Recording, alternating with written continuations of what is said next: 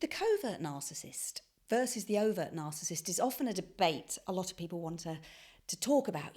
An overt narcissist that's in your face, it's all got to be about them.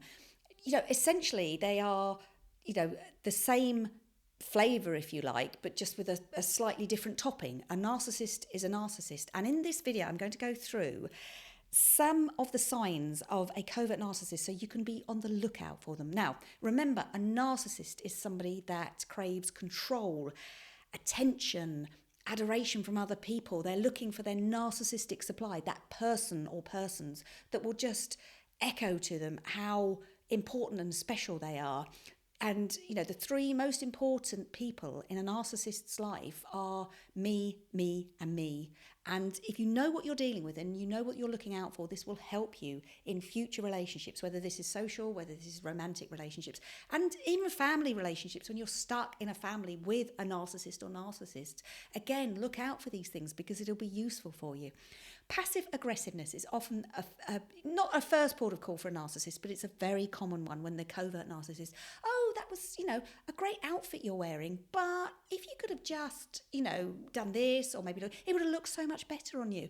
I had a nice chap that I saw some time ago, and he was in a relationship. He was married to a long term to a narcissist. His wife was a narcissist who, over the years, would say to him, oh yeah, you look good like that. If you could lose a few pounds, you'd look better. So he'd lose a few pounds. If you could get your hair cut, if you get your beard trimmed, you look better. So he'd get his hair cut, get his beard trimmed. And it got to the point, he even told me, that she was trying to make him grow taller, which was virtually impossible.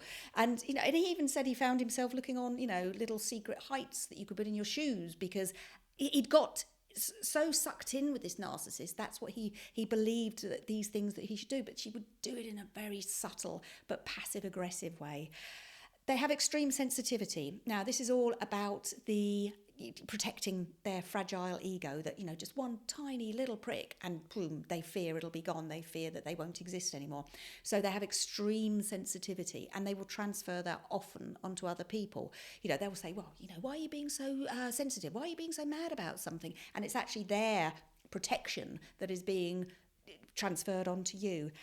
They exaggerate their sense of importance, again, done very subtly and sometimes manipulative ways. Oh, I did this project. Oh, yeah, that's really great. And, that's not enough for me. I did this project and, yeah, no, that's really great. And you have situations where people just, they'll present a project, whether it's a home project, a work project, or a holiday, or whatever it is. And over again, they will just keep presenting extras to it. And over again, the expectation is you're there to tell them how great they are. You're there to massage their ego because that's what they believe that they are entitled to.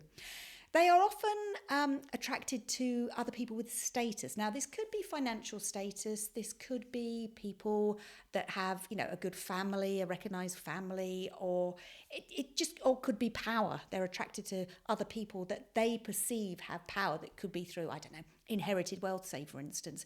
And they are attracted to that because they, again, believe through an accident of birth, they should have been you.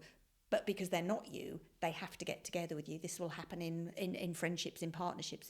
This is something that the covert narcissist cannot, there's almost like a magnet. They are attracted to other people that they perceive to be powerful, in control, and have influence. This is very common within a church setting, strangely enough. I have known people that have got themselves into a situation in a church setting and they've worked their way up. And the reason, this is just a very rare conversation with a narcissist who was being honest, even though they didn't realise they were a narcissist. They were telling me that they wanted to get into the position in their particular church of the one of the ladies that would go round if there was somebody with a problem with it in the congregation. Not to go around and help, but to go around and sit there and literally pass judgment. She was desperate to be one of those people. So yeah, churches are a bit of a magnet for certain types of narcissists. They will humble brag. They will say things like, oh, my hair isn't very good. I don't think this top looks brilliant. And ... the space there for you to say, no, your hair looks great. Oh, no, I love that top. It's really good. They're forever fishing for compliments to tell them, again, to boost up their ego, to tell them how great and how marvellous they are. And again, something that comes out with a covert narcissist, you see it in an overt narcissist as well, but it's more blatant. But it it rises to the top over time. They're very envious. They are a very envious and quite bitter character because they are not getting the things that they truly believe that just by the value of being them that they should be entitled to. So what do you do if you think that you are in some kind of situation, be it a relationship, whatever, with a covert narcissist? Recognize it. That's the first thing. This is why I'm giving you this list. Recognize it for what it is. Be aware, don't be paranoid, but recognize it for what it is.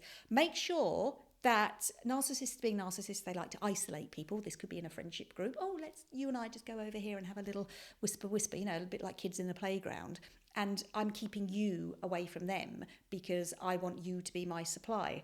So always make sure that you don't get out isolated, and make sure that you have support and friends, be it family, friends, family beyond just that narcissist, because sometimes you just need to have a chat with people to put stuff in perspective. And the narcissist doesn't want you to do that because you might not be their supply anymore, but always make sure you've got some kind of outside support.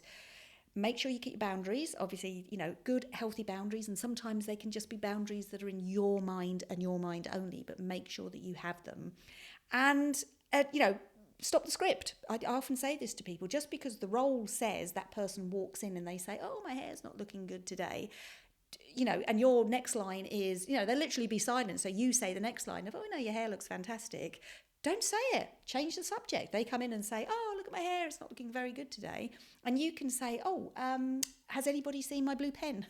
I'm looking for something to write. Hang on a minute. The script says that you're going to tell me how great my hair is. And they'll try again. I've had situations where people have come back and they've said, I didn't read the script. Oh, my God. They must have tried 6 times because they are now aware of it. And they feel better for not reading that particular script. So those are some of the signs of the covert narcissist. So that's to help you be able to understand what's going on for other people so you don't get dragged into it and you get to lead a healthier life. These are what these videos are about. So thank you for watching. If I could please ask you to subscribe and leave some comments, do the notification bell, that would be absolutely fantastic. I really would appreciate that. Until next time, please stay, I shall say it again, please stay safe and happy, and thanks for watching again.